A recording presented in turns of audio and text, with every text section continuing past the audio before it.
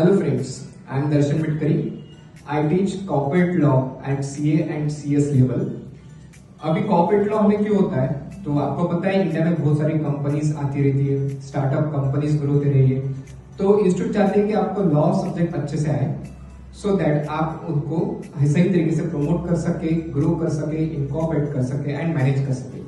आखिरकार गवर्नमेंट ने ये जिम्मेदारी सीए एंड सीएस लोगों पे ही दी है, तो इसीलिए अपने सब्जेक्ट्स की पूरी अंडरस्टैंडिंग होना बहुत ज्यादा जरूरी है। बहुत सारे लोग खाली रटते हैं और एग्जाम पास करके भूल जाते हैं, but this is not the case with corporate law. हमें इसको समझ के आगे रियल लाइफ में भी अप्लाई करना है।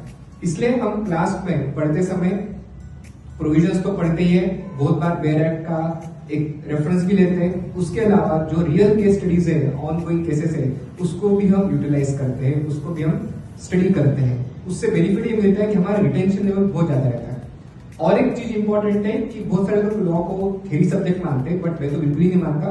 मैं उसको बहुत ही ज्यादा प्रैक्टिकल सब्जेक्ट मानता हूँ, क्योंकि डे टू लाइफ में कंपनीज को मैनेज करने के लिए अल्टीमेटली हमको प्रोविजंस ऑफ लॉ ही देखना पड़ता है। तो वो हिसाब से हम लॉ पढ़ते हैं, प्लस हमारी राइटिंग प्रैक्टिस भी होनी चाहिए, तो वो भी होना चाहिए, और हमारा पेपर 3 आवर्स में कंप्लीट भी होना चाहिए। तो ये सारी बातें हमको ध्यान में रखना चाहिए, उसके लिए हम सही तरीके से पढ़ाई करना बहुत ज्यादा जरूरी है। Thank you.